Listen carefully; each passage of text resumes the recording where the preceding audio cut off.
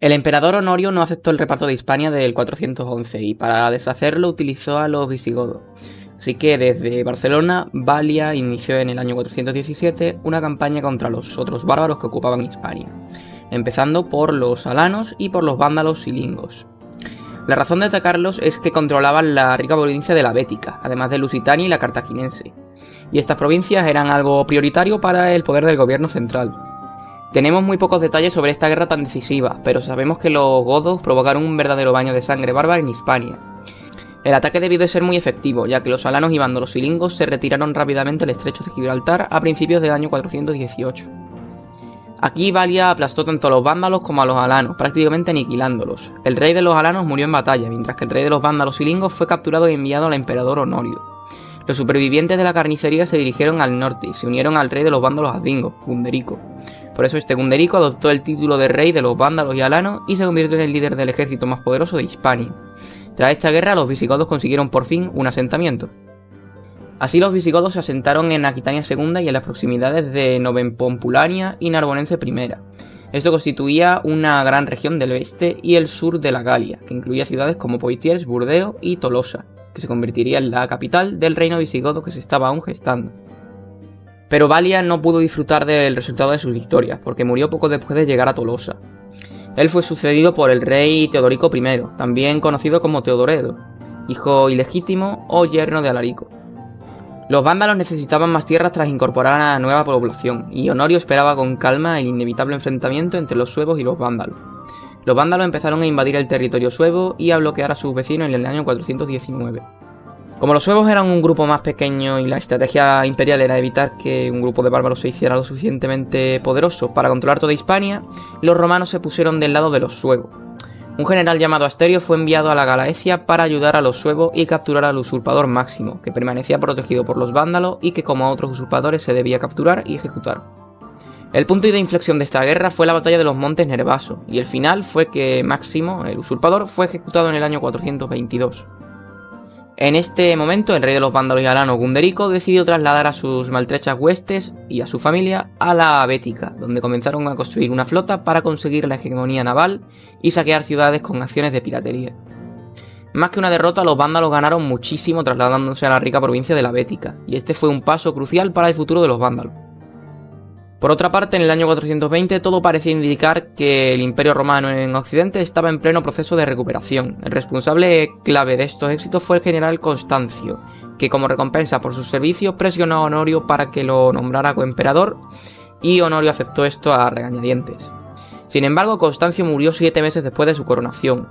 La pérdida de Constancio generó tensiones internas y Honorio tuvo que nombrar rápidamente a un nuevo generalísimo del ejército romano occidental. El general Flavio Castino fue el hombre elegido, y este dirigió una expedición en el año 422 con el objetivo de eliminar a los vándalos de Hispania y restablecer el control del gobierno sobre esta provincia. Esta guerra no le salió muy bien a Roma, ya que a las fuerzas vándalas se sumaron los visigodos que traicionaron el pacto que tenían. De esta forma se convirtieron en independientes y fundaron el reino visigodo de Tolosa en el año 423. Sumado a esto, Honorio murió en el 423 también, lo que provocó una gran inestabilidad y saqueo, especialmente de los vándalos en la Bética y el norte de África. Finalmente, estos vándalos se marcharon al norte de África en el 429, dejando solo un pueblo bárbaro en Hispania, los suevos. Y aquí es cuando yo, en mi opinión, marcaría el inicio, digamos, del fin definitivo del Imperio Romano de Occidente, ya que teníamos por una parte a los suevos en la península ibérica, que, bueno, en la península ibérica el imperio tenía cada vez menos control efectivo y en su lugar la aristocracia del clero hispano-romano gobernaban los territorios de forma muy autónoma. Y bueno, además, esto estaban los suevos ya con una monarquía ya más o menos establecida. Y aparte estaban a la espera en Francia los visigodos, que se habían independizado oficialmente cuando murió Honorio, ya que el pacto pues quedaba anulado.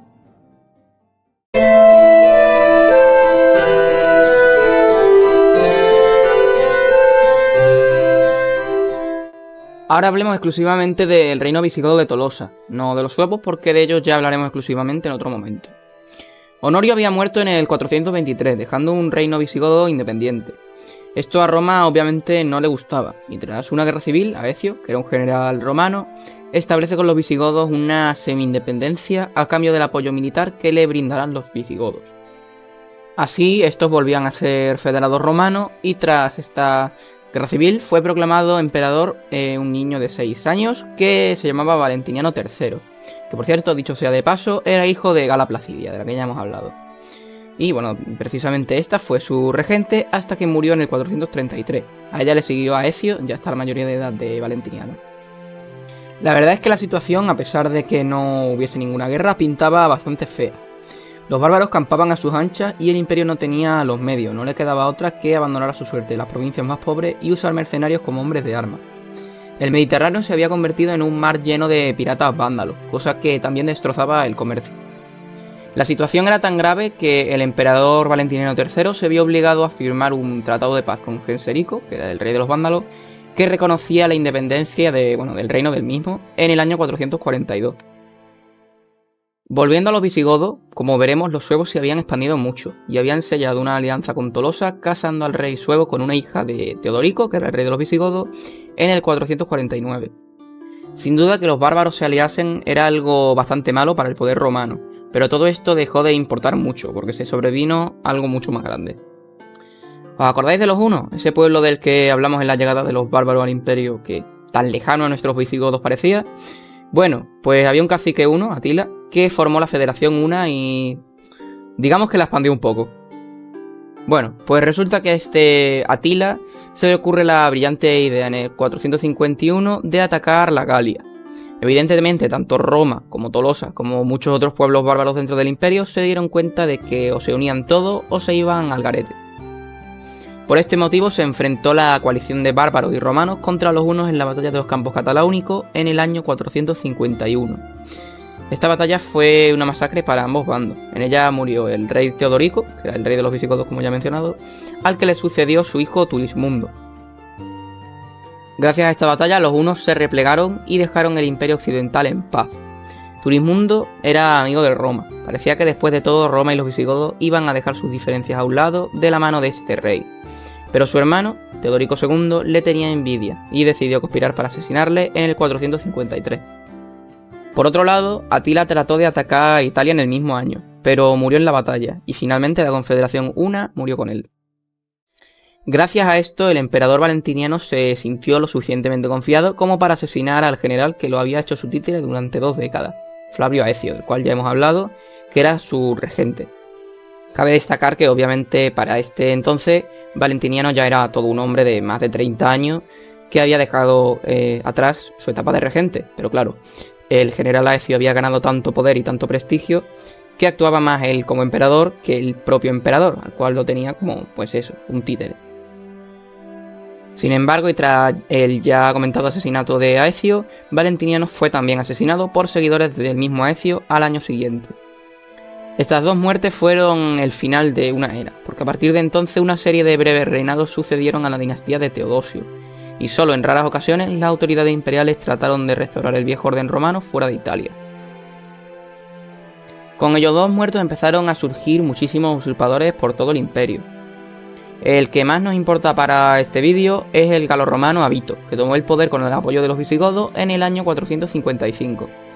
Para este momento los visigodos ya veían Hispania como parte de su esfera de influencia, y obviamente el usurpador Avito quería reinar sobre la misma. Sin embargo, a los suevos pues como que no les apetecía esto y decidieron liarla y se pusieron a conquistar toda Hispania. Esto molestó obviamente a Roma y el emperador Avito ordenó a Teodorico II que entrara en Hispania y derrotara a los suevos. Los visigodos entraron en Hispania en el 456 nominalmente con autorización romana, pero en realidad actuaron muy por su cuenta. Finalmente, el 5 de octubre de 456, los visigodos derrotaron decisivamente a los suevos gobernados por el rey Requiario en la batalla de Órbigo, cerca de Astorga. Los visigodos conquistaron entonces todo el territorio que tenían los suevos, la Galaecia, la Lusitania y la Bética, tomando Mérida, por ejemplo, que no fue saqueada gracias a una negociación con el obispo. Sin encontrar resistencias significativas, Teodorico estableció guarniciones y asentamientos visigodos permanentes, expandiendo así la influencia del reino visigodo en Hispania. Así, toda Hispania volvía a estar nominalmente gobernada por Roma, aunque en realidad se estaba gestando un gran reino que les jugaría en contra, que es el de los visigodos. Después hubo un pequeño intento de un noble suevo llamado Agiulfo que trató de restaurar el reino suevo, pero los godos lo mataron y mantuvieron el control sin mayor problema. Avito, el usurpador, terminó muriendo en el 457, probablemente asesinado. Teodorico quería elegir a otro emperador que le favoreciese como Avito había hecho. Sin embargo, les tocó comerse un poco los mocos, porque fue coronado Mayoriano, que venció a los vándalos en Italia y fue aclamado como la última esperanza de Roma en Occidente. Esto a Teodorico obviamente no le gustó y lo consideró un usurpador. Como es lógico, a los visigodos les interesaba que el Imperio Romano fuese débil para hacer ellos pues, un poco lo que les diese la gana. Y un hombre que lo que quería es precisamente restaurar el Imperio Romano de Occidente, no es que le gustase demasiado. De hecho, Teodorico II expandió audazmente el reino visigodo tanto en la Galia como en Hispania, conquistando la Bética, incluyendo la importante ciudad de Sevilla. A finales de 458, Mayoriano actuó y comenzó su campaña para reconquistar la Galia que habían conquistado los visigodos. Romanos y visigodos se enfrentaron en la batalla de Arelate. Allí los romanos derrotaron decisivamente a los visigodos. Después de esta guerra, Teodorico II se vio obligado a abandonar la Septimania en el 459. Esta es la región sudoriental de Francia, con ciudades como Narbona o Carcasona. Así los visigodos volvieron a ser federados una vez más. La verdad es que Hispania era un caos total. En algunas ciudades seguían mandando los suevos, que eran más saqueadores que otra cosa. En otras gobernaban las élites locales, que parecían más independientes que parte del imperio. Y en el norte incluso gobernaban las élites vascas y cántabras que habían aprovechado el descontrol. Sin embargo, con la ayuda de los federados visigodos, el Imperio Romano restableció otra vez el control de Hispania tarraconense, cartaginense y bética en el 459. Se veía en Mayoriano una oportunidad de resurrección del imperio, una que lo salvaría del descontrol y la anarquía, pero desgraciadamente esta ilusión no duró mucho. Surge aquí la figura del general suevo-gótico Ricimero, un ambicioso hombre que quería ser el hombre detrás del emperador, algo así como lo que había hecho Aecio con Valentiniano. Por estas ambiciones que tenía Ricimero, cuando Mayoriano volvió de perder contra los vándalos de Genserico en África, lo arrestó, golpeó, torturó y lo decapitó en el 461. Ricimero nombró entonces a un emperador títere, como siempre había soñado. Sin embargo, su títere no fue reconocido por el emperador romano de la parte oriental, que muchas veces actuaba como, legitimador, digamos, de la parte occidental. Esto porque la parte oriental era mucho más estable. El emperador títere que había puesto Ricimero tampoco fue reconocido por ninguno de los generales prestigiosos que tenía Mayoriano, por lo tanto la cosa pintaba un poco chunga. El sueño de restablecer el Imperio Romano de Occidente murió con Mayoriano. Desde entonces, Ricimero gobernó lo que quedaba del Imperio en Occidente, que consistía principalmente en Italia. Los diferentes pueblos bárbaros aprovecharon la oportunidad y conquistaron las provincias occidentales, y la aristocracia y clero provincial colaboró activamente con las élites bárbaras a partir de aquí. Los visigodos recuperaron el acceso al mar Mediterráneo al restablecer su autoridad en Septimania. Hubo un intento de los visigodos de expandirse también en el norte de la Galia en el año 463, pero este lo frenó un general Egidio con la ayuda de los alanos de la Galia y los francos. Esto, aparte de la importancia que tiene que los visigodos quisiesen expandirse al norte, empieza una rivalidad que ya veremos, diría que incluso durante toda la serie va a ser una muy grande. La de los godos contra los francos o la de los españoles contra los franceses mucho más tarde. El gobierno imperial también perdió el control sobre Hispania, ya que los visigodos cortaron la conexión terrestre entre Italia e Hispania, y las rutas marítimas estaban además controladas por los vándalos, que seguían actuando como piratas en el mar Mediterráneo. En el 462, el gobernante de facto de la parte occidental del imperio, el general Ricimero, murió, y eso abrió una oportunidad para que las diferentes potencias bárbaras tomaran lo que quedaba del imperio en Occidente. Eurico, el rey visigodo que sucedió a Teodorico, por ejemplo, conquistó la región de Provenza en el sudeste de la Galia. Los mercenarios bárbaros que tenía el Imperio Romano se rebelaron, y el caudillo Érulo Odoacro depuso al emperador Rómulo Augusto.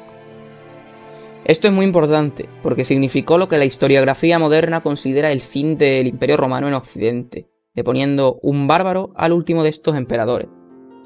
Esto en realidad no fue tan así, ya que los bizantinos, o sea la Roma oriental, era Roma de facto, y eran emperadores romanos, Pero eso es otro tema que no tiene mucho que ver con lo que estamos tratando.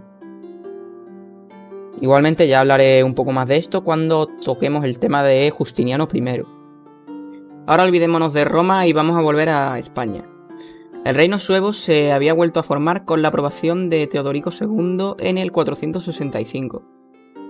Después, como ya he mencionado antes, los visigodos reconquistaron Septimania y trataron de expandirse hacia el norte de la Galia. Al fracasar en este cometido, Teodorico II negoció la paz con los francos y el imperio, pero algunos notables visigodos pensaron que no tenía nada que negociar con la decadente autoridad imperial. Por esto y por otras pugnas de poder, el único hermano vivo del rey, Eurico, logró asesinar a Teodorico II, esto en el 466, y se elevó a rey de los visigodos. Este nuevo rey, Eurico, lanzó expediciones en la Galia e Hispania, y expandió los límites teóricos del reino visigodo hasta su máximo histórico al alcanzar los ríos Loira y Ródano con la captura de ciudades como Tours, Arles y Marsella. El reino visigodo de Tolosa se convirtió en el estado más poderoso de Occidente en aquel mundo posromano. En Hispania estableció guarniciones en ciudades como Pamplona, Zaragoza y posiblemente en ciudades más lejanas de la Bética, Cartaginense y Lusitania. Sin embargo, los mapas para el reino visigodo de Tolosa de Eurico suelen ser engañosos, y había grandes extensiones de Hispania que seguían bajo el control de sus élites locales. Eurico hizo también el Código de Eurico, un código legislativo cuyo uso exacto se desconoce. La desintegración del Imperio Romano le vino muy bien a la Iglesia, porque el clero católico asumió competencias de la administración romana y se presentó como continuadora de la romanidad, y gracias a eso ejerció un enorme poder sobre la sociedad. Los bárbaros eran conscientes del poder político y económico de la Iglesia, y por eso intentaron conseguir su apoyo para gobernar las provincias conquistadas. De manera más o menos consciente, los bárbaros querían sustituir a los funcionarios romanos y establecer sus propios reinos. Así que, ¿qué mejor que apoyarse en un poder como el eclesiástico para mutuamente repartirse lo que quedaba de la administración romana? Así el clero se apoyaba en la nobleza bárbara y la misma en la Iglesia, creando así una relación simbiótica que duraría bastantes siglos. En el 484 el rey Eurico murió y fue sucedido por su hijo Alarico II. Alarico trabajó para consolidar el poder visigodo en Hispania, donde parece que las cosas estaban complicadas y había varios usurpadores. Lo que quería Alarico era asimilar las poblaciones galorromanas e hispano-romanas, y junto al clero crear una nueva sociedad, que era un visionario, vaya. Para todo esto creó el Breviario de Alarico en el 506, un compendio de leyes que favorecía mucho al clero y a la aristocracia. Convocó a los obispos de su reino en la ciudad gala de Agda para celebrar un concilio en el año 506. Esto es indicativo de lo fundamental que era el apoyo de la Iglesia para sostener el poder de la monarquía visigoda tolosana. Los obispos hispanos no asistieron al concilio, muestra de que la influencia política visigoda sobre Hispania era limitada, pero se planeó uno nuevo en Tolosa al año siguiente. Sin embargo, ese concilio no pudo celebrarse debido a un trágico evento político y militar. Desde la muerte del anterior rey, Eurico, los francos emergieron como un poderoso reino bárbaro que se expandió desde lo que hoy es Bélgica hasta el norte de Francia. La amenaza de los francos se hizo más y más clara y en los años 80 y 90 del siglo V, visigodos y francos se encontraron en batallas en múltiples ocasiones. En estas diversas batallas los visigodos no pudieron frenar el avance franco. Paralelamente, con la ayuda de los visigodos, los ostrogodos, de los cuales ya hablé, pero bueno, resumidamente son una escisión de los godos, al igual que los visigodos, o sea que son sus primos lejanos, por así decirlo. Liderados por el rey Teodorico el Grande, conquistaron Italia, y esta alianza natural entre godos se selló con un matrimonio del rey visigodo con una hija de Teodorico. Sin embargo, el rey franco Clodoveo, que era católico, pactó la guerra santa contra los arrianos godos con los bizantinos, o sea, los romanos orientales. En esta guerra los francos se enfrentaron a los visigodos y los bizantinos se enfrentaron a los ostrogodos. Con esta situación, y sabiendo que el clero mayoritariamente católico galorromano terminaría apoyando a los francos, decide ir a la batalla de Boalé a la desesperada en el 507 el rey de los visigodos, o sea, Alarico II. Esta batalla de Boalé ocurrió cerca de Poitiers, y allí los francos derrotaron decisivamente a los visigodos y a los galorromanos que los apoyaban. Alarico II murió en la batalla, y los francos conquistaron la mayor parte de la Galia. y esto definió, en términos generales, la frontera de la actual Francia. La batalla de Boilé acabó con el sueño de los visigodos de alcanzar la supremacía sobre los otros reinos bárbaros y de asumir el papel del heredero de Roma en Occidente. Y esto porque no solo perdieron una batalla y un rey, sino que perdieron el reino entero. Finalmente, la batalla terminó la fase conocida como el Reino Visigodo de Tolosa y abrió una etapa de transición, la del intermedio ostrogodo.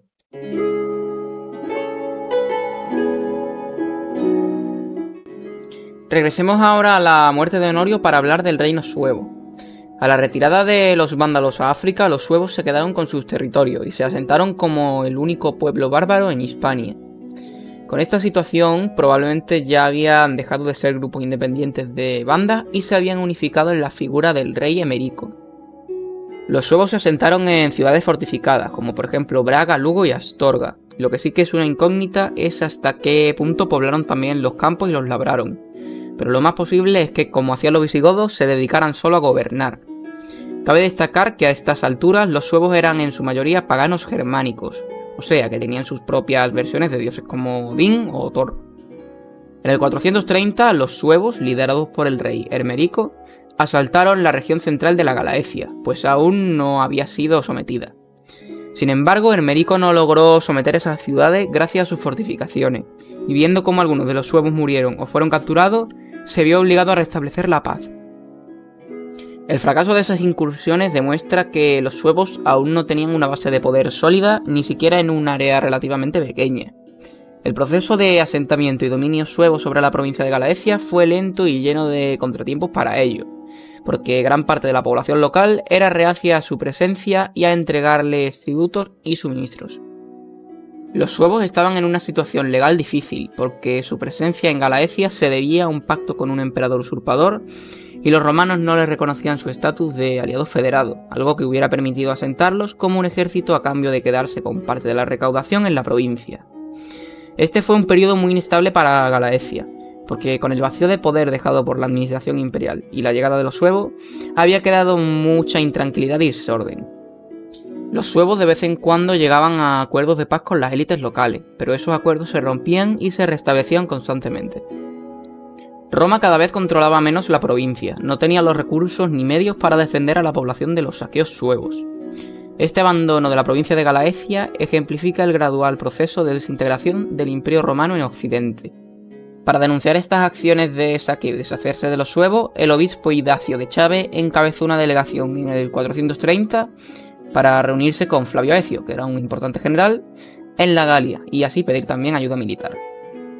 Idacio regresó a Galaecia no con un ejército, porque el imperio no tenía recursos para tanto, sino con un representante diplomático de Aecio llamado Censorio para negociar la paz con los suevos. Sin embargo, las paces no hicieron mucho. Roma no reconoció a los suevos como federados, pero tampoco podían hacer nada con ellos, así que, bueno, la situación no mejoró casi nada. Hermerico, que estaba ya enfermo y anciano, abdicó en el año 438 a favor de su hijo Requila.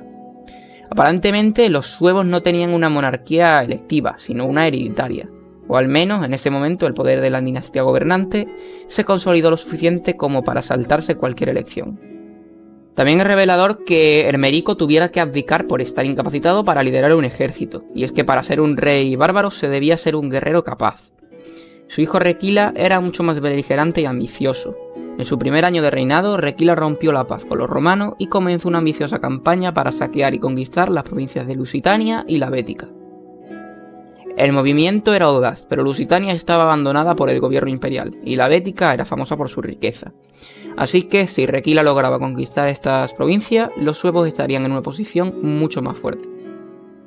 Antes de comenzar sus campañas, Requila aseguró la retaguardia haciendo las paces con los pueblos del norte de Galicia, que aún no estaban sometidos. Después de eso marchó hacia el sur, y en la Bética Requila derrotó un ejército que muy probablemente fue organizado de manera privada por latifundistas hispano-romanos, ya que no tenemos noticias del envío de una expedición imperial de Valentiniano III, que era el emperador en este tiempo, a Hispania.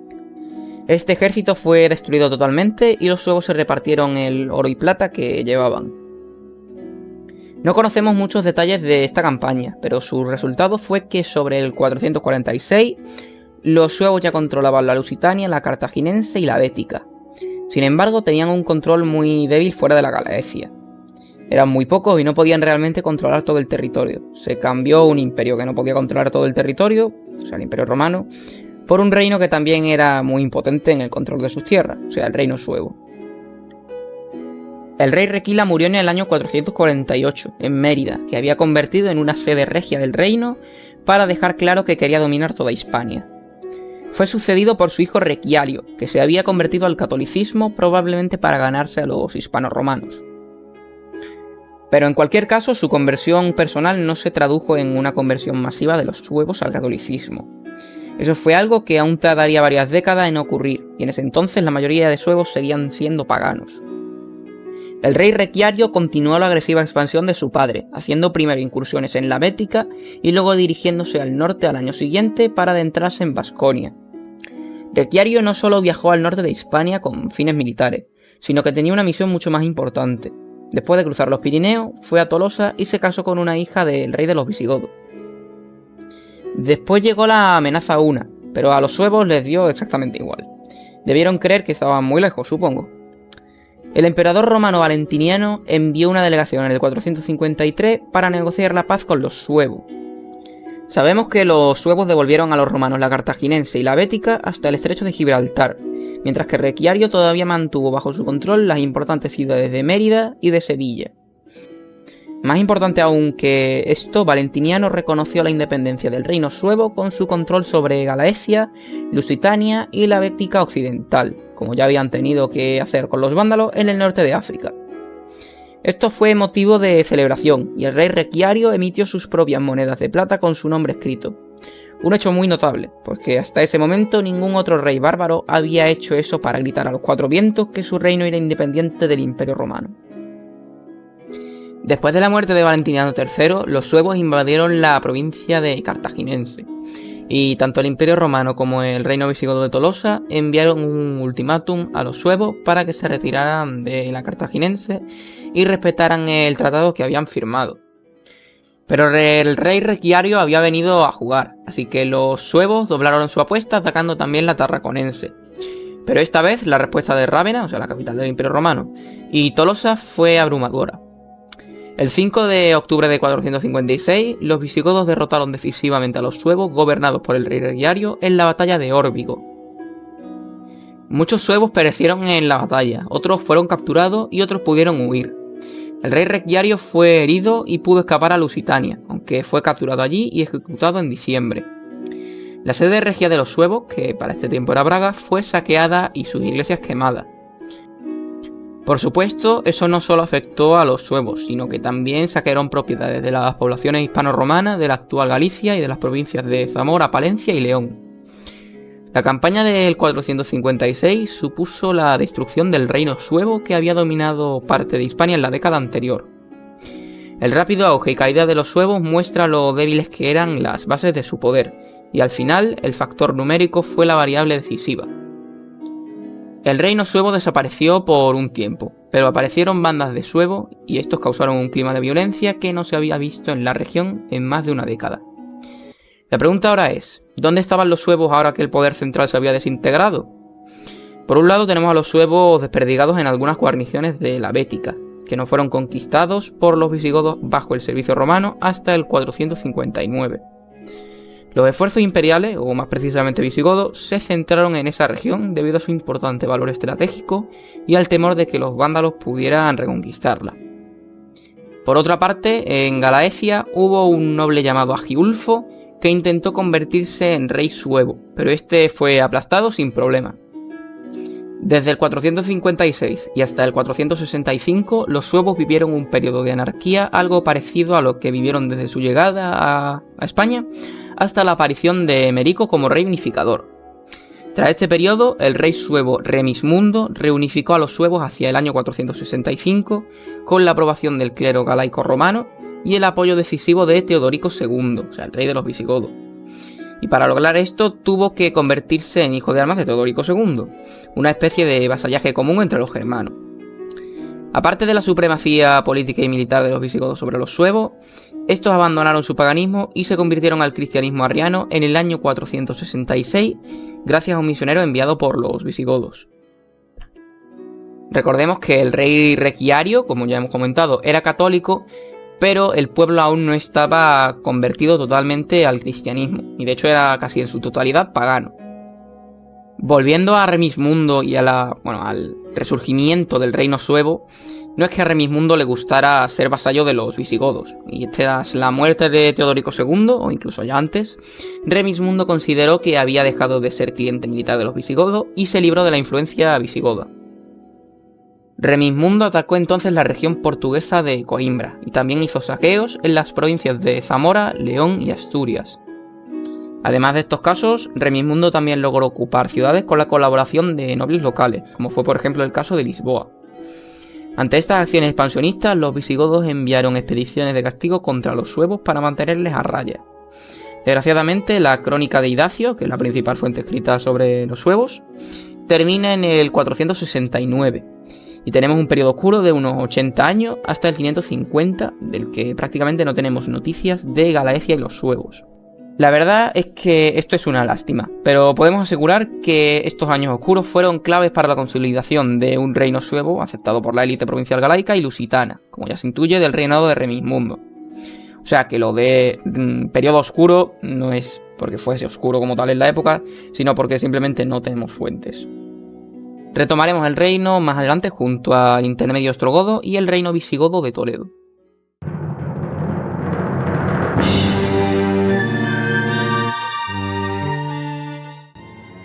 Recordemos que tras la batalla de Boilé en 507, el reino visigodo se había quedado sin gran parte de la Galia y sin rey. Con esta situación, los visigodos se reunieron en Narbona. Allí se formaron dos facciones con respecto a la sucesión del rey Alarico II. Unos querían que reinara Gesaleico, que era el hijo ilegítimo de Alarico II. Estos eran llamados los Valtingio y abogaban por un reino totalmente independiente. El otro bando apoyaba a Malarico, el hijo legítimo de Alarico II. Este Malarico estaba casado con Teodegonda, la que era hija del por entonces rey de los ostrogodos, Teodorico el Grande. Recordemos que estos ostrogodos estaban establecidos en Italia. Esta segunda facción, llamada de los Amalos, buscaba básicamente volver a Roma. Pero claro, Roma ya no existía, por lo tanto decidieron tratar al reino ostrogodo como tal. El conflicto terminó escalando a una guerra civil que ganaron los Valtingios, siendo Gesaleico el nuevo rey visigodo. Como es lógico, la elección de Gesaleico como rey no fue del agrado de Teodorico. Sin embargo, en sus prioridades estaba la contención del expansionismo franco por el sur de la Galia antes que este asunto visigodo. En el año 508, un contingente de tropas ostrogodas al mando del Dux Iva, que era un importante general ostrogodo, se dirigió hacia el sur de las Galias para ejercer el control ostrogodo sobre la costa mediterránea. Rápidamente este contingente se hizo con el control de Marsella. Al año siguiente liberó Narbona, que estaba ocupada por los burgundios, que eran unos aliados de los francos, y habían provocado la huida de Gesaleico hasta Barcelona. Por último, libraron a Carcasona del asedio franco, hallando en la ciudad la mayor parte del tesoro visigodo, que se envió rápidamente hasta la corte ostrogoda de Rávena. Una vez fortalecida en la costa mediterránea de la Galia y firmado la paz con Oriente, las prioridades de Teodorico se centraron sobre ejercer su influencia en la corte visigoda. Iva penetró en la Tarraconense en 510 y se dirigió hacia Barcelona, donde recordemos que se había establecido Gesaleico. Que por cierto, si habéis visto los vídeos anteriores de la serie, esto nos debería recordar a la situación que vivió Ataulfo un siglo antes, y la verdad es que el resultado fue similar. La presencia ostrogoda en las inmediaciones de la ciudad hizo que el pavor se extendiera en la corte de la ciudad y estallara de nuevo la lucha entre facciones. Las tropas visigodas salieron al encuentro de los ostrogodos y las tropas de Gesaleico fueron masacradas. Este fue a Cartago huyendo y el general Iva entró triunfalmente en Barcelona. En ese mismo año Gesaleico regresó desde Cartago con el apoyo de Trasmundo, que era el rey de los vándalos. Rápidamente aglutinó a su abundante clientela en la Aquitania y en 511 le penetró de forma desafiante en la Tarraconense. Iva salió a su encuentro entablando batalla en las proximidades de Barcelona. Y una vez más, la mala fortuna se alió con el rey visigodo, que fue derrotado por segunda vez, y esta vez capturado y ejecutado. Por lo tanto, nos encontramos a Teodorico dominando toda la costa mediterránea, tanto de la Galia como de la Tarraconense. Según la historiografía tradicional, Teodorico ejerció la regencia del reino visigodo en nombre del legítimo rey Amalarico. Sin embargo, en opinión de otros historiadores, Teodorico ejerció la potestad regia sobre los visigodos por derecho propio. Por cierto, dicho sea de paso, Amalarico era su nieto por vía materna. Al parecer, el rey ostrogodo en sus primeros años aspiraba además a la unificación de las élites visigoda y ostrogoda. La verdad es que Teodorico tenía una especie de idea neoimperial romana en la que buscaba el apoyo de Oriente y mantuvo mucho el aparato administrativo romano. Ahora hablamos de un general llamado Teudis, que comenzó su carrera como oficial del cuerpo de guardia que protegía al propio rey Teodorico. Entre los años 511 y 512 fue encargado de sustituir a Iva en el mando del poderoso ejército ostrogodo que campaba entre la Septimania y la Tarraconense. Además fue designado como tutor del joven Amalarico. También contrajo matrimonio con una heredera hispano-romana cuya familia poseía un patrimonio muy importante, hasta el punto de que Teudis pudo armar un ejército privado de unos 2000 lanceros. Sin duda este hecho le permitió estrechar lazos con la nobleza hispano-romana y en cierta medida fue su salvaguardia para mantener una independencia de Rávena. Esta independencia llegó hasta tal extremo que llegó a negarse a ir a la capital, a Rávena, en bastantes ocasiones. Pero Teodorico tuvo que tragar con esta actitud de Teudis debido a que este era una pieza fundamental para evitar una posible invasión franca en el norte o una rebelión de la nobleza visigoda en el sur. Sin olvidar que Teudis nunca dejó de ser un gran gestor y entregaba puntualmente los impuestos recogidos en Hispania para ser enviados a Rávena. Teodorico distinguió entre el poder militar y civil para evitar los abusos de poder y en esta organización participó también la Iglesia. El poder militar estaba en los condes, que dependían del prefecto de las Galias, y este cargo se asignó a los visigodos, mientras que el poder civil fue entregado a los hispanos-romanos. Tras la muerte de Teodorico el Grande en 526, y siguiendo las instrucciones de su testamento, sus dominios fueron divididos entre sus dos nietos. Uno era Atalarico, que heredara el reino ostrogodo con capital en Rávena. El otro, ya hemos hablado de él, Amalarico, que era el hijo de Alarico II y heredará la parte hispana, que además comprenderá los territorios de la Septimania y la Provenza hasta el Ródano. Amalarico estableció su capital en Narbona, aunque esto es puesto en duda por algunos historiadores. Además llegará a un acuerdo para la recuperación del tesoro real visigodo llevado a Rávena en el 508. No obstante, esto le va a costar la pérdida de su mitad de la Provenza. A partir de ahora el reino visigodo solo va a poseer la Septimania como territorio ultrapirenaico. La política interior de Amalarico se puede resumir en conseguir la independencia total del reino visigodo y acabar con la tutela de Teudis. De esta forma su primera acción fue repatriar al ejército ostrogodo acantonado en la península. Sin embargo, se permitió a los ostrogodos casados con Hispana que eligieran entre su marcha y su permanencia en el reino, siendo en este caso asimilados a la nobleza visigoda. Entre este número de altos cargos ostrogodos que se acogieron a esta posibilidad estaba Teudis, ya que disponía de una situación influyente dadas las clientelas y lazos que había creado en Hispania. En 530 las relaciones entre Teudis y Amalarico están ya muy deterioradas. El rey visigodo, harto de las intromisiones de Teudis, inicia una campaña de desgaste del círculo ostrogodo de la corte. La situación pudo estallar por los malos tratos que recibía Clotilde, que era la esposa del rey, por parte de su marido. Las noticias llegaron hasta la frontera franca, de donde era la reina. Childeberto de París, que era el hermano de Clotilde, tomó cartas en el asunto y en el 531 invade la Septimania.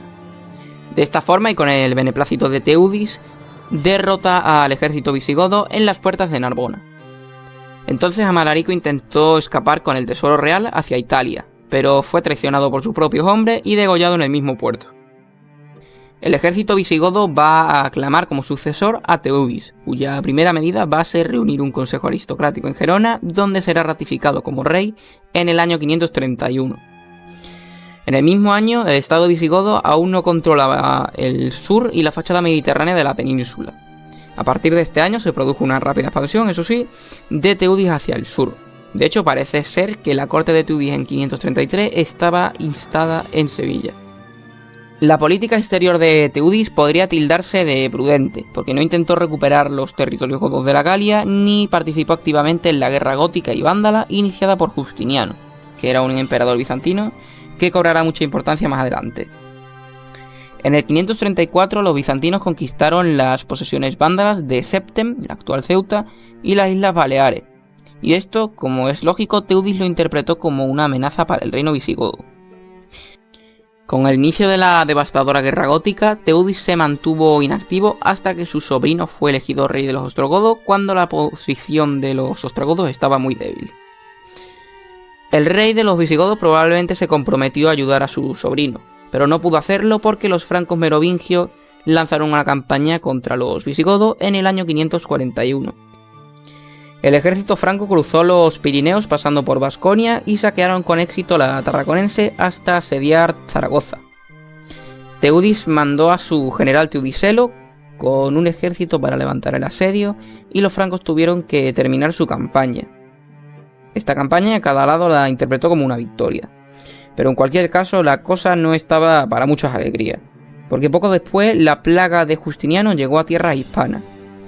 Que se sepa, este fue el primer caso de peste bubónica, la misma que resurgió en el siglo XIV, y que ha ido reapareciendo hasta nuestros días.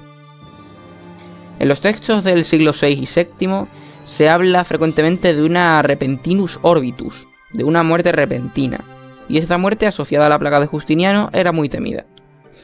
Teudis intentó conquistar la bizantina Ceuta, porque suponía una amenaza permanente para el reino visigodo, pero su intento fracasó estrepitosamente. La derrota de la expedición visigoda a Ceuta fue tal que pudo ser la causa del asesinato de Teudis en el año 548. Su hombre de confianza y victorioso general Teudicelo lo sucedió. Pero sobre su corto reinado solo conocemos su muerte en Sevilla. Teudicelo estaba celebrando un banquete en Sevilla cuando de pronto los conspiradores apagaron la vela y lo reventaron a puñaladas.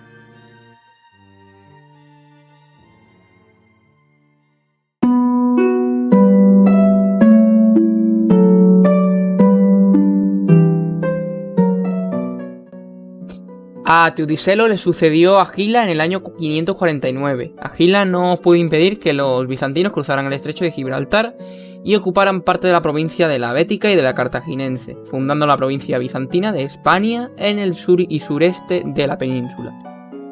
La invasión bizantina fue propiciada por las luchas internas entre los propios visigodos que estallaron durante el reinado de Agila. En el año 550 se inició la primera rebelión que tuvo lugar en Hispania contra los godos, con su epicentro en la ciudad de Córdoba, y consiguió derrotar al ejército de Agila, quien perdió a su hijo y el tesoro real. Mientras Agila se refugiaba en Mérida, Atanagildo, un noble visigodo, se rebelaba también en Sevilla y pedía ayuda a los bizantinos, que estaban situados al otro lado del estrecho. Así, en junio o julio de 552, un ejército bizantino desembarcaba en el sur de Hispania, uniendo sus fuerzas a las de Atanagildo.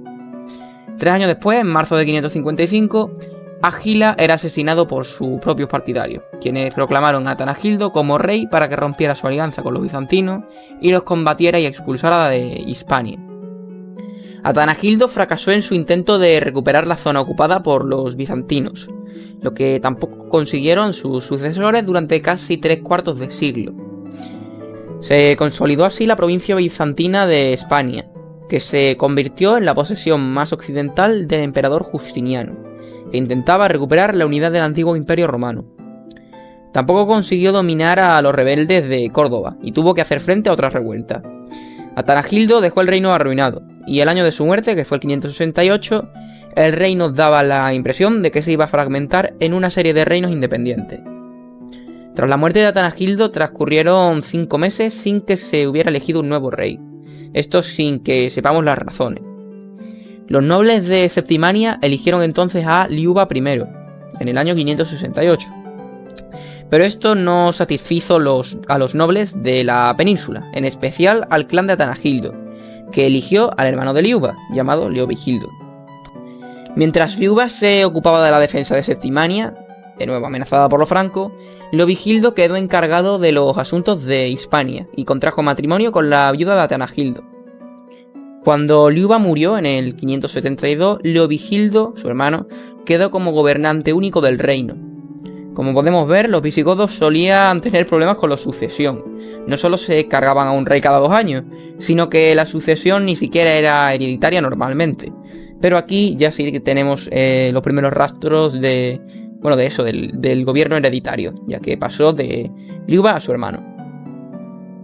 Entre el año 570, cuando solo estaba asociado al trono, y el 578, cuando ya llevaba 6 años siendo rey, Leovigildo llevó adelante una ambiciosa política de restauración de la autoridad de la monarquía visigoda sobre las zonas de Hispania que Atanagildo había perdido contra Bizancio.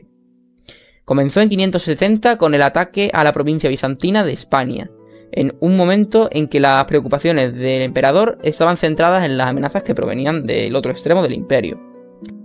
Devastó la región de Bastetania, que es alrededor de la ciudad de Baza, y también Málaga, pero no tenemos pruebas de que fuera capaz de penetrar en medio de la provincia bizantina y alcanzar el mar. En la campaña del año siguiente capturó a Sidona, la Medina Sidonia actual. Sin embargo, Leovigildo no pudo tomar ninguna otra ciudad y ya no volvió a combatir contra los bizantinos. Su siguiente objetivo fue poner fin a la rebelión de Córdoba, que había comenzado en tiempos de Agila y que Atanagildo no había conseguido reprimir. Al mismo tiempo tuvo que hacer frente a una revuelta campesina que se desarrolló cerca de allí y que les obligó a someter muchas ciudades y fortalezas.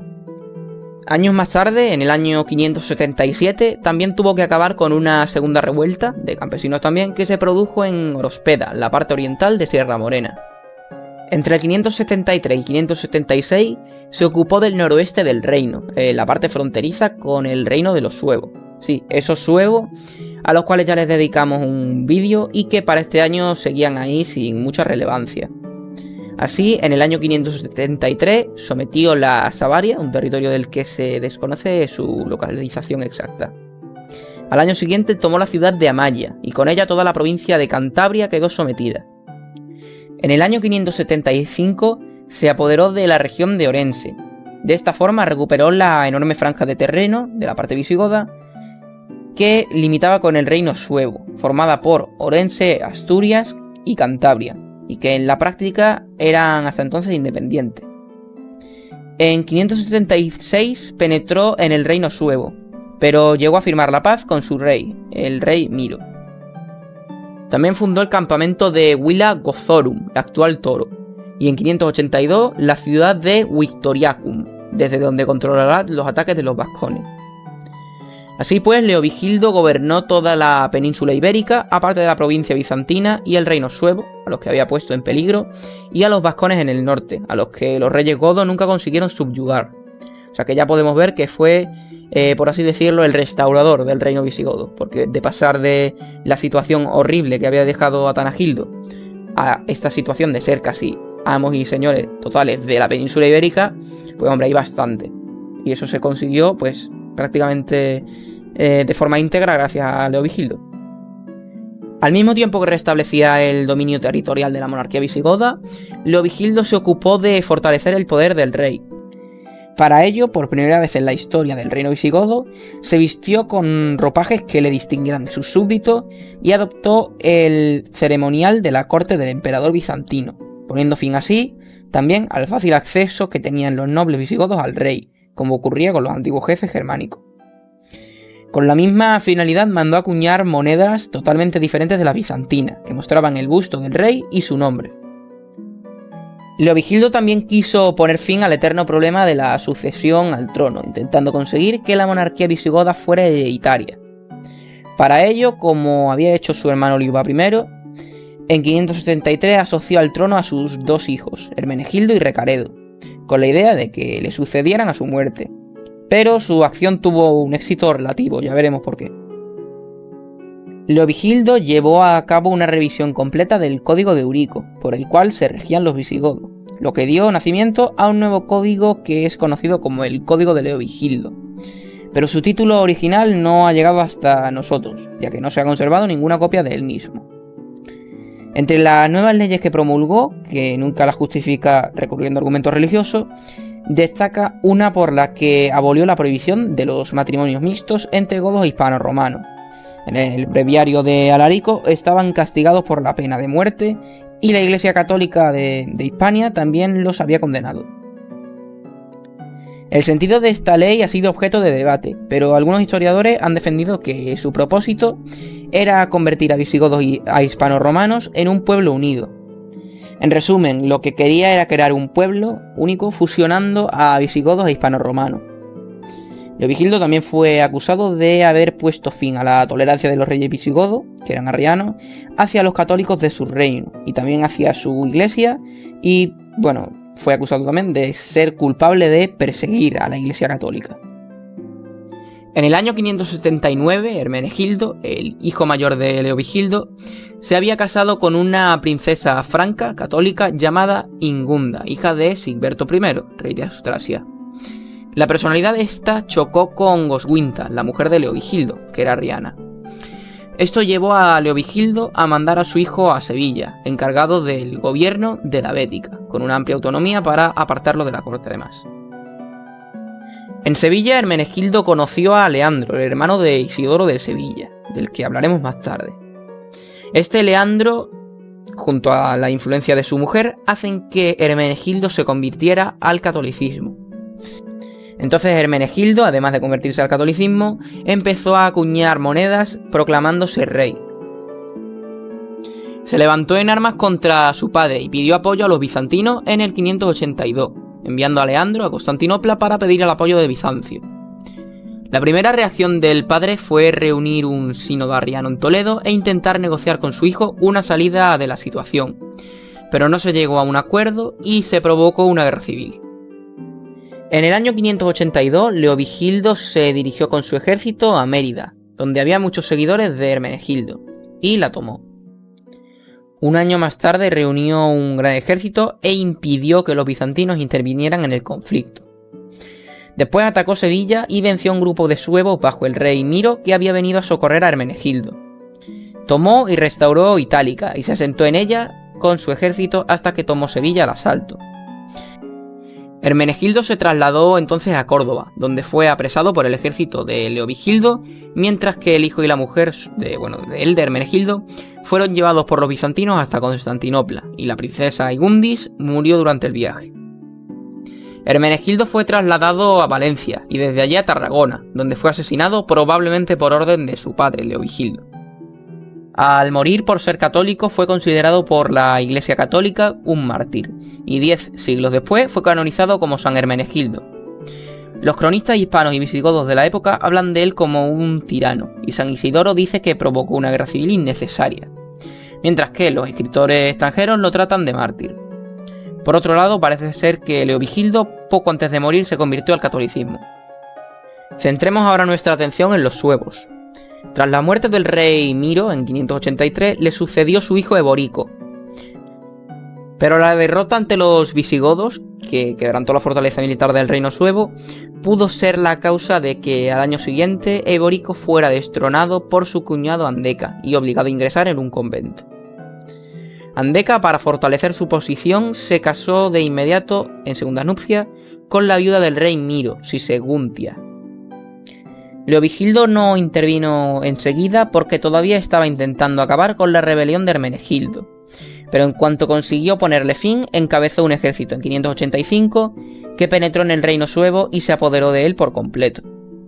El rey Audeca fue recluido en un monasterio y Leovigildo se hizo con el tesoro real. Así dejó de existir el reino suevo, que quedó convertido en una provincia del reino visigodo de Toledo. Tras la marcha de Leovigildo hubo un intento de restauración del reino por parte de un tal Malarico, pero fue derrotado por los ejércitos visigodos.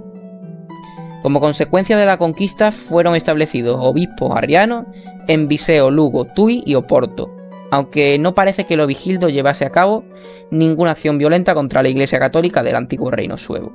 Los obispos católicos continuaron en sus sedes, incluso allí donde se establecieron también obispos arrianos. En el 586 murió en Toledo Leovigildo y le sucede su hijo Recaredo.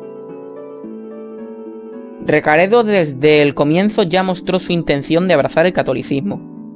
En 587 reunió un sínodo arriano en Toledo y en él se produjo un fuerte debate religioso. Al final la decisión fue que era mejor convertirse al catolicismo, antes que intentar que toda la población se convirtiera al arrianismo. Pero esta conversión del pueblo no fue tan fácil, y en ciudades como Mérida y en la región de Septimania hubo una fuerte oposición a esta conversión. Ante esta situación, Recaredo convocó el tercer concilio de Toledo. Ahora que he mencionado Septimania, cabe destacar que a pesar de las tensiones por el control de la misma, durante el reinado de Recaredo y de su padre, los visigodos tendían más a la alianza que a la guerra con los francos. Ahora volvamos al tema religioso. El tercer concilio de Toledo empieza en el 589, y en él se tratan aspectos religiosos y de administración pública. En el aspecto religioso, en el concilio los representantes de la Iglesia Católica ofrecieron a la firma de Recaredo un documento en el que abjuraba del arrianismo. Además, tuvo que hacer una profesión pública en nombre del pueblo visigodo, significando esto el fin del arrianismo. Los obispos arrianos siguieron manteniendo su cargo, solo se les obligó al celibato. En las diócesis donde hubiera dos obispos, ambos se quedarían en la ciudad hasta que uno muriese y se quedase el otro los bienes de las dos iglesias. Cuando acaba el concilio, Recaredo envía un documento al Papa en el que anuncia su conversión al catolicismo, pero en el año 591 aún el Papa no lo había recibido por los problemas con bizantinos y burgundios. Finalmente consigue llegar un emisario a Roma en el 595.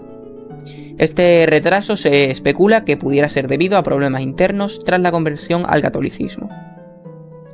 San Isidoro dice que fue un reinado de equidad. Hay unos años de paz y se concede la amnistía a todos los nobles rebeldes expulsados a los que se les devuelven sus posiciones. Por su parte, el rey incitará a la construcción de iglesias y monasterios. Se dictan normas relativas a los criterios de disciplina eclesiástica y se discute la presencia de los judíos, que se percibió como un problema para el reino católico, y así se prohibieron los matrimonios mixtos con judíos. Estos, mediante el pago de dinero, hicieron que el rey se olvidase momentáneamente de ellos. Recaredo nombró también a muchos hispano-romanos en la administración de los cargos públicos. En el 601 murió Recaredo. A Recaredo le sucede su hijo ilegítimo Liuba II. Para muchos este hijo no podría ocupar el trono, ya que su madre no era de sangre noble. Los nobles decían que era un rey muy joven, sin experiencia y que había sido muy rebelde a la monarquía visigoda. La nobleza buscó un noble para que ocupase la corona, y dando un golpe de estado, coronaron a Viterico, que mató a Liuba II en el año 603. Viterico era un experimentado guerrero que destacó luchando contra los bizantinos y conquistó Medina Sidonia. Fue acusado de usurpar el poder, por lo que se le denominó tirano. Los que le acusaron fueron perseguidos y desterrados a Septimania, entre ellos muchos obispos. En el 610, Viterico muere asesinado en un banquete y sube al trono Gundemaro. Gundemaro lo primero que hizo fue reestructurar el gobierno. Se iba a producir un cambio en la política exterior, ya que este había sido duque de Septimania y es allí donde conoció a todos los desterrados de Viterico. A todos los desterrados les son devueltas sus tierras, e inicia una persecución contra los fieles a Viterico, a los que se expropian sus bienes. En cuanto a la política exterior, inició campañas contra los bizantinos, los francos y los vascones. En la lucha contra los francos, en Septimania, se alió con el reino franco de Austrasia y luchó contra Neustria y Borgoña. Sus relaciones con la iglesia fueron muy buenas. En este momento se produce el extraño hecho de que Toledo, capital del reino, no era la capital religiosa, y Gundemaro elevó a Toledo como sede metropolitana de la provincia de la Cartaginense. Para ello alude que la capital de la Cartaginense, que es Cartagena, está ocupada por los bizantinos, por lo que convierte a Toledo, capital de la Carpetana, en sede metropolitana. Todo esto se sabe gracias a San Isidoro. Este nombramiento lo realiza en 2 pasos. Número 1. El rey reúne a todos los obispos y pide su parecer al respecto. Los obispos estaban de acuerdo en el cambio, sobre todo los de la Cartaginense.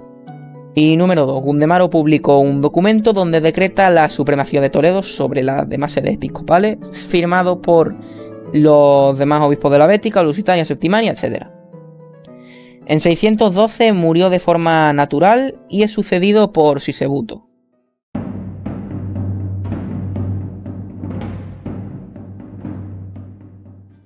Sisebuto empezó a gobernar en el año 612. Fue el rey más culto, ilustrado y piadoso según San Isidoro.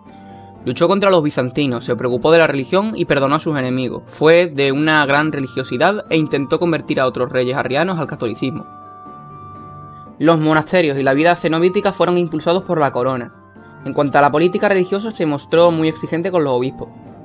En el concilio de Mentesa se puso en marcha la política antijudía. En ella se les prohibía la tenencia de siervos cristianos y los matrimonios mixtos. Otras leyes serán la de pena de muerte contra los judíos que no cumplieran estas leyes y la confiscación de sus bienes. Esto obligó a los judíos a la conversión, aunque muchos de los judíos trataron de obviarlo marchándose fuera y otros tuvieron que convertirse de forma ficticia, con lo que aparece el problema de los conversos, que se trata de solucionar en el Cuarto Concilio de Toledo. Los monasterios van a cumplir un papel muy importante, ya que no solo se reza en ellos, sino que también tienen funciones de cultivo de la tierra, ganadería, etc. Las campañas militares se desarrollan en varios frentes y por primera vez se construye una flota para luchar en el mar contra los bizantinos y contra los vascones. Hubo una rebelión astur y vascona que fue sofocada mediante esta flota.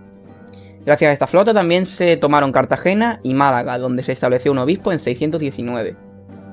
Además de la guerra, se tomaron medidas diplomáticas que llevaron a Cesáreo, gobernador bizantino en la península, a pedir la paz. Y para conmemorarlo, Sisebuto mandó construir una serie de basílicas en las que se celebran los concilios regionales.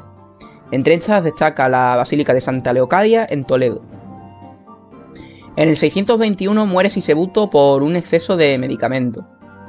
Le sucede su hijo Recaredo II, que muere a los pocos días y finalmente accede al trono Suintila, que era uno de los militares más importantes del reino y que había luchado entre otros contra vascones y bizantinos.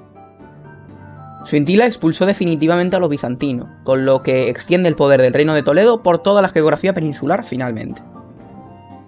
En el 631 se produce una revuelta de la nobleza encabezada por Sisenando, que con el apoyo del rey Dagoberto I, que era el rey de los francos, logra destronar al rey Suintila. Sisenando tuvo como primer problema la reclamación de los francos del Misinium, una bandeja de oro, plata y joyas preciosas por los servicios prestados en la usurpación de Sisenando. Los francos llegaron a invadir Zaragoza y al final consiguieron una indemnización. La aclamación como rey de Sisenando tampoco fue aceptada de buen grado por todos y fue acusado de tirano. En esta fase se entra en el periodo constituyente, en el que hará un gran esfuerzo por legislar y estructurar las instituciones de la monarquía para estabilizarla y también estabilizar las participaciones de las fuerzas oficiales en el reino.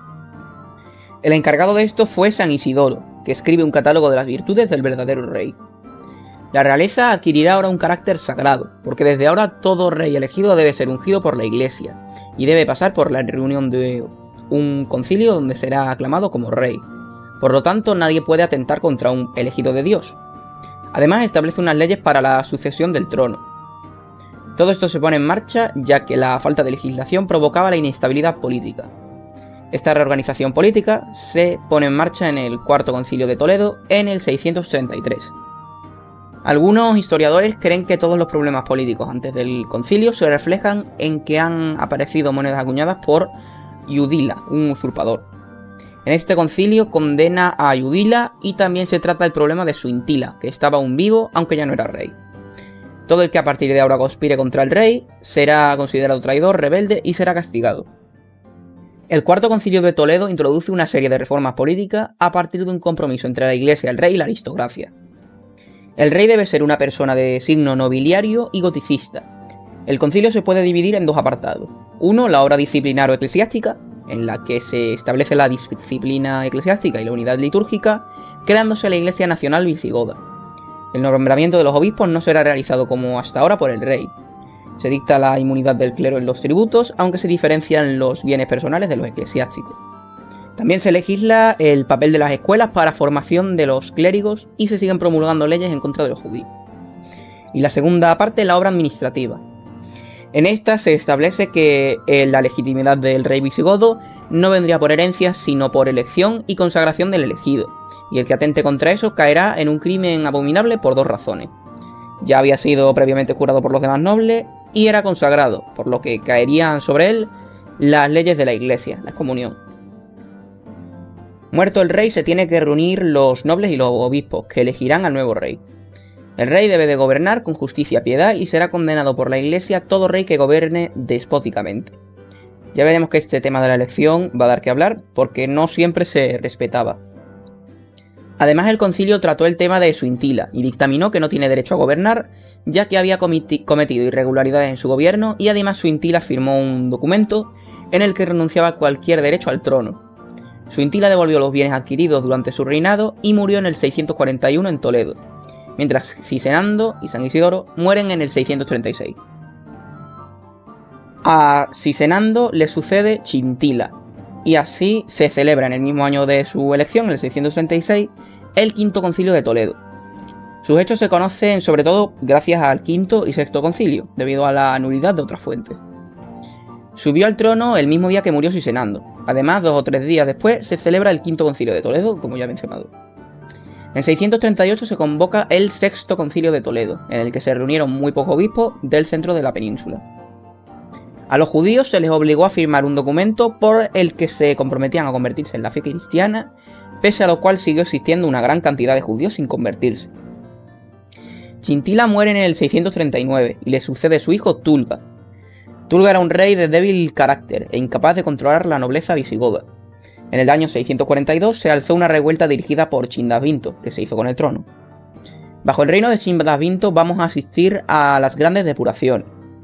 Chindasvinto llegó al trono porque Tulga era un adolescente inexperto y dio un golpe de estado en Pamplona, donde será aclamado rey por una parte de la nobleza. La entronización oficial se realiza en Toledo. Cuando llegó al trono era un hombre de una edad avanzada, de unos 79 años, pero tenía una gran energía y vigor. Había intervenido en todos los hechos importantes del reinado desde Leovigildo, e intervino en todas las intrigas y golpes de estado. Las purgas que realizó contra sus enemigos son lo que han dado a Chindasvinto su fama. Fueron quitados de en medio unos 700 aristócratas, siendo asesinados, expropiados o desterrados. Chindasvinto elaboró una legislación destinada a dar fundamento político a sus medidas represivas, de las que no se escaparon ni los prófugos, que son considerados por la ley como reos de alta traición. En 642 promulgó una ley que distingue a los que atentaron contra el rey, la nación o la patria desde su reinado y los que lo hicieron desde el reinado de Chintila. Estos serán castigados con la muerte y se les expropiarán sus bienes. Chindasvinto promovió la reunión del Séptimo Concilio de Toledo, donde se decretaron severas penas canónicas contra los clérigos y laicos autores de los delitos políticos contemplados por la legislación real. Muchos obispos no asistieron a este concilio, entre ellos San Braulio de Zaragoza, el miembro más ilustre del episcopado hispano. Sin embargo, sí se vieron obligados a jurar la ley. Hay otro decreto que dice que la ley civil estaba por encima de la eclesiástica, y se debía obedecer antes al rey que a los obispos. Este fue tachado de anticlerical por San Braulio. Además, se suprimió el principio de inmunidad, por lo que ahora los obispos estaban obligados a pagar impuestos por sus posesiones. San Braulio muestra su pesimismo y preocupación por estos temas en una carta dirigida al obispo de Valencia. Chindasvinto como legislador introdujo reformas en la administración y en la vida jurídica, y preparó una recopilación del derecho visigodo que sería promulgado por su hijo Recesvinto, y recibiría el nombre de Liber Judiciorum, fuero juzgo.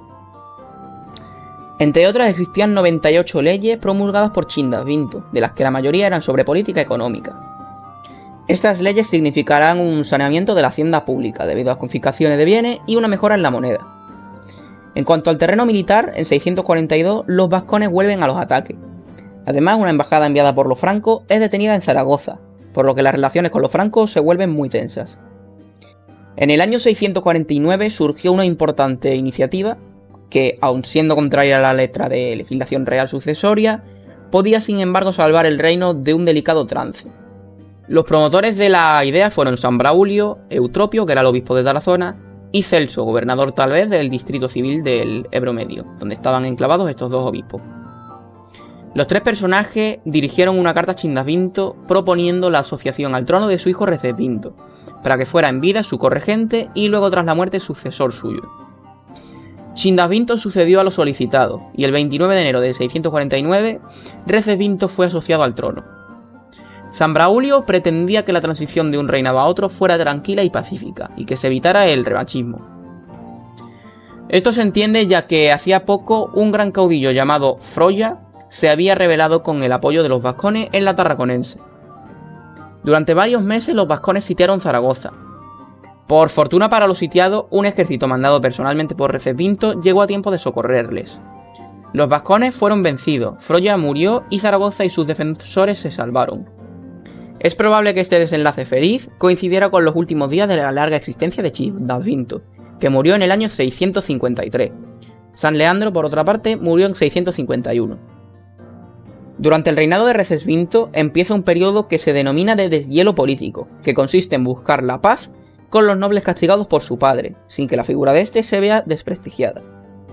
Para ello convoca el Octavo Concilio de Toledo, donde se tratarán los modos de castigar a los que atentasen contra el reino. La muerte de Chindavinto produjo un cambio de coyuntura política, puesto que Recesvinto era un monarca deseoso de contar con la aristocracia para su gobierno. En diciembre del 653 se celebró el concilio. Se trata del asunto de la diferenciación entre el patrimonio real y la fortuna privada del monarca. Además, aquellos nobles que reclamasen tierras que hubieran sido adquiridas de forma ilegítima no tendrían derecho a que se les devolvieran. Otro tema tratado en el concilio fue que Recesvinto era rey sin haber sido elegido, por lo que todos los obispos y magnates lo ratifican en su cargo y lo ungen como rey. Otra ley trata sobre el lugar de sucesión. El sucesor será elegido allí donde muera el rey anterior o en Toledo. En cuanto a la cuestión judía, los obispos piden que esta cuestión se trate, ya que la unidad de fe del reino era fundamental, por lo que se les obligó a cumplir las leyes dictadas en los anteriores concilios, ya que tanto los judíos no bautizados como los conversos judaizantes constituían la única mancha en la unidad religiosa del pueblo. Todo el resto eran católicos. La empresa más importante de Recesvinto fue la promulgación del Liber Judiciorum en 654, ya iniciada por su padre. Con este se construye un derecho común para godos o hispanorromanos. En 655 se celebró el Noveno Concilio de Toledo, que trató solo materias eclesiásticas. En 656, un año después, se celebró el Décimo Concilio de Toledo a petición de Recesvinto. Se trataron temas poco relevantes, como la celebración de la fiesta de la Virgen. Recesvinto también nombró a San Ildefonso como arzobispo de Toledo. En el año 657 murió su mujer, llamada Reciberga, y no se sabe que contrajera nuevas nupcias ni que tuviera descendencia. También ofreció una corona votiva, una corona para homenajear a la iglesia. Esta corona se conserva hoy en día en el Museo Arqueológico de Madrid y es probablemente el símbolo por excelencia del arte visigodo. Finalmente murió en el año 672. Wamba fue elegido a la muerte del rey Recesvinto. Wamba es elegido porque gozaba de un gran prestigio dentro del reinado y era un hombre maduro y vigoroso. Aunque rechazó la corona aludiendo su elevada edad, se le obligó a aceptar el reino. Wamba aceptó la corona, pero puso la condición de ser ratificado en Toledo antes de ser ungido como rey. Finalmente fue aclamado como rey en Toledo y ungido. Wamba, en un último intento, pidió a los allí presentes que si alguno tenía algo en contra de su nombramiento lo dijera, y a pesar de que nadie dijo nada, pronto empezaron los alzamientos contra su persona. En la zona de Septimania se produce una rebelión en la primavera del 673. Wamba se entera de esta rebelión cuando salía de Toledo para sofocar una rebelión de los vascones. Esta rebelión se extendió por parte de la región y estaba dirigida por 3 personajes. Aunque en un principio se creía una simple escaramuza regional, se complicó por la lejanía de la provincia y porque Wamba envió para sofocarla al duque Paulo. Wamba, al recibir la noticia de la rebelión, envió a este hispanorromano, Paulo, para sofocarla con un ejército. Pero este, una vez llegado a Septimania, se convierte en el jefe de los rebeldes. En una asamblea, Paulo propuso que se eligiera un nuevo rey y todos los presentes lo eligieron a él. Paulo se hizo ungir allí mismo y envió una carta a Wamba en la que se denomina rey de la parte oriental y llama a Wamba rey de la parte austral. Buscó el apoyo de francos, vascones y sajones. Después intenta atacar a Wamba, pero este reacciona y vence a los vascones y dirige su ejército hacia Narbona. Domina la parte de la Tarraconense, se apodera de las ciudades de Barcelona y Gerona y el ejército pasa a los Pirineos, tomando y saqueando Narbona. Después toma Béziers, Agde y Nimes, donde estaba refugiado Paulo, que es vencido y capturado. El duque Paulo y los demás rebeldes se rinden, y Wamba se compromete a respetar la vida de cada uno de ellos. En primer lugar, libera a los prisioneros que no eran visigodos para no entrar en conflicto con francos y sajones. Después se realiza un juicio contra Paulo. El juicio fue una asamblea judicial dirigida por Wamba, en la que además participaron el ejército y la nobleza no militar. En el juicio fue acusado de haber violado el juramento de fidelidad hacia Wamba y haber incitado al pueblo visigodo a la rebelión. Reconocida la culpabilidad de Paulo y los otros, la pena se estipuló. Todos los acusados fueron excomulgados en función a las leyes eclesiásticas. Además fueron condenados a muerte por las leyes laicas, pero Wamba respetó la vida de Paulo y los rebeldes como había prometido. También se expulsa a los judíos de esa zona, ya que habían participado en la rebelión. En el año 675 se celebraron concilios en Toledo y en Braga. El primero fue el concilio XI de Toledo, que trató temas eclesiásticos. Se trataron temas teológicos como el dogma de la Santísima Trinidad o el de la Virgen. El 14 de octubre del 680, el rey Wamba cayó en un estado de inconsciencia. Cuando volvió en sí, se encontró en un estado irreversible y firmó documentos para que Hervigio fuera proclamado horas después. Sin embargo, la designación de un rey por su predecesor no formaba parte de la elección del nuevo monarca. Y dado que Hervigio fue proclamado con gran celeridad, esto induce a pensar en una intriga palaciega.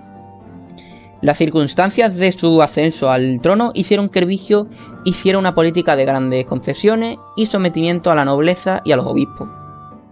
En primer lugar, buscó asegurarse la posición en el trono, y en el 12º concilio de enero de 681, los obispos certifican la autenticidad de los documentos que acreditaban la toma de hábitos religiosos por parte de Wamba, y que éste pidiera que Hervigio fuera proclamado como sucesor, con lo que así se declaró la legitimidad de Hervigio.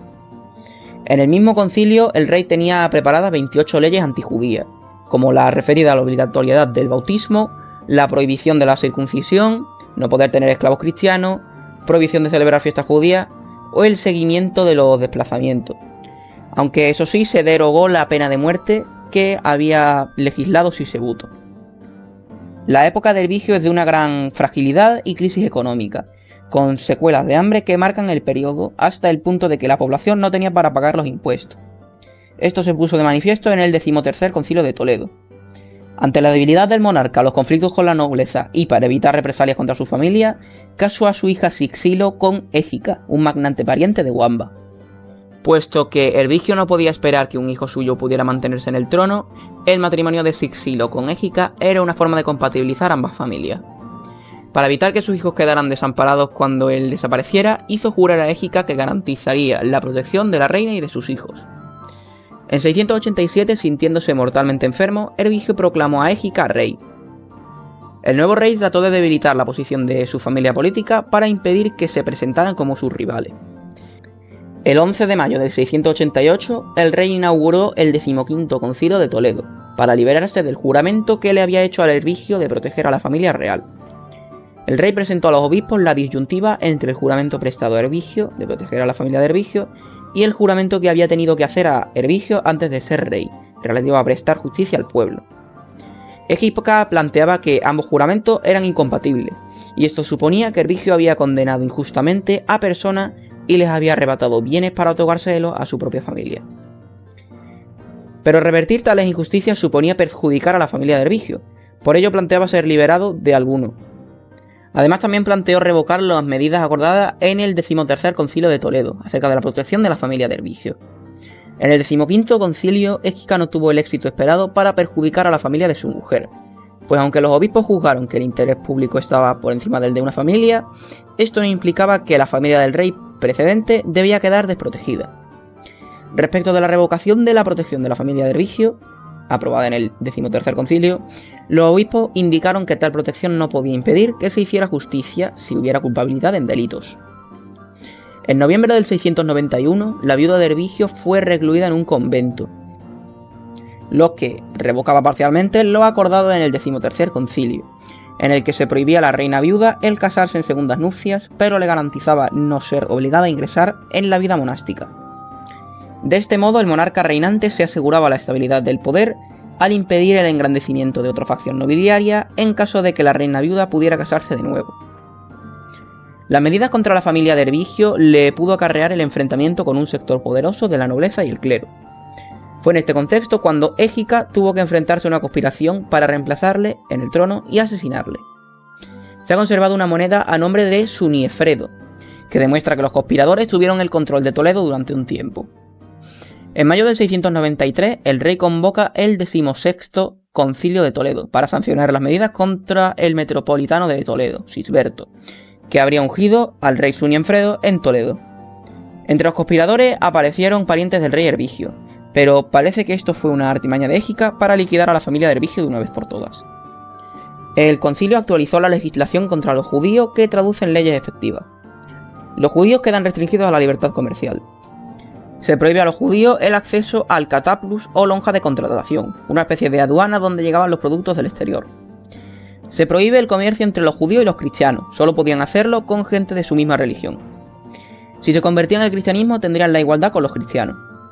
Los judíos pagarían una cuota íntegra que recaía sobre la comunidad hebrea, o sea, esto significa que cuando algún judío se convirtiera al cristianismo, los demás judíos veían incrementados sus impuestos. Los conversos estarían exentos de estas cuotas, por lo que la carga fiscal era cada vez más importante sobre los que quedaban. En el 694 se celebra el 17º Concilio de Toledo para ratificar todas estas medidas y la promulgación de nuevas leyes antijudías. Se toman medidas muy duras contra los judíos solicitadas por Égica. Los judíos que no se convirtiesen serían reducidos a la servidumbre. Las comunidades judías serán eliminadas y repartidas por la península. Los hijos de los judíos, una vez cumplidos los 7 años, serían dados a una familia cristiana para que los educasen dentro de la fe cristiana. Esto no se llevaría a cabo con los judíos de la Narbonense, ya que estaban ayudando económicamente a los visigodos contra los francos, además de que eran una mayoría en la población, por lo que podían suponer un peligro en posibles alianzas contra los francos. Esta serie de leyes antijudías provocará en el futuro la colaboración de los judíos con los musulmanes en la conquista de España. Égica tuvo un hijo llamado Bitiza. Fue asociado al trono a finales de 693 o en 694. De este modo, esto vendría a ser consecuencia de la rebelión de Suniefredo para asegurar y monopolizar el trono para su familia frente a otros candidatos. Bitiza fue ungido el 15 de noviembre del 700, de lo que parece derivarse que fue en ese año cuando alcanzó la edad para no estar sometido a una tutela, esto es, en torno a los 14 años de edad. De esta forma reinaba junto a su padre. La corregencia fue un periodo turbulento, así pues, alrededor del año 700 hubo campañas de los aquitanos sobre la Narbonense, que posiblemente capturaron Carcasona. Hubo también confrontaciones bélicas entre visigodos y bizantinos. En este reinado conjunto se conoce que una flota bizantina atacó las costas del sur de Hispania y fue rechazada. La fecha de este evento es dudoso, pudo haber sucedido durante la expedición mandada por el emperador Leoncio entre el 697 y 98. O quizá también pudo suceder al final del reinado de Bitiza. No se tiene constancia de la muerte de Égica, la última mención figura en una ley promulgada a finales del 702, pero quizá podría haberse producido en 703. Su hijo Bitiza queda como rey único. Se sabe que durante el reinado de Bitiza se produjeron hambrunas por las malas cosechas en los años 707 y 709, y que también hubo una gran epidemia de peste. El código de leyes se amplió, lo que puede entenderse como muestra de debilidad política. No se tiene constancia de su muerte ni de las circunstancias de su sucesión, aunque se puede deducir que no fue pacífica. Se supone que su reinado terminó en 710 o 711. Y ahora agarraos fuerte a la silla porque se viene un periodo muy turbulento. El siguiente rey, Rodrigo, parece que se apoderó del trono de forma violenta con el apoyo de una significativa parte de la aristocracia. Este golpe de estado no produjo un consenso entre la aristocracia, y la subida al trono de Rodrigo produjo conflictos internos que ocurrieron en el momento en el que los musulmanes habían comenzado a atacar poblaciones al sur de la península ibérica. La élite nobiliaria se habría dividido, como ya habría ocurrido con la sucesión de Chindavento en 653 y de Recebinto en 772, hubo una rebelión regional de territorios que no reconocieron la autoridad de Rodrigo, por lo que es posible que Rodrigo hubiera tenido que afrontar la división del reino con Agilas II en el noreste. Los musulmanes estaban realizando una serie de incursiones en el sur cuando Rodrigo emprendió la ofensiva para hacerle frente. La situación de la batalla no está clara, pero se puede entrever que el resultado de la batalla de Guadalete, en julio de 711, fue decidido por una traición. La verdad es que de esta traición no tenemos muchos datos, ni siquiera un nombre, pero sabemos que se produjo una deserción en las filas visigodas. Sin embargo, dado que Rodrigo había accedido al trono de forma conflictiva contra los intereses viticianos y aún no habría firmado su autoridad, y que en el ejército visigodo habría muchas personas que apoyaran al reinado de Bitiza y a su familia, es posible que hubiesen abandonado todas estas facciones al rey en el mismo momento de la batalla, lo que habría sentenciado el desastre final. La intención de los traidores sería que el rey fuera eliminado o muy debilitado, de modo que pudieran hacerse con el trono. Y por tanto no era obviamente entregar el reino a los invasores, sino conseguir el cambio de rey.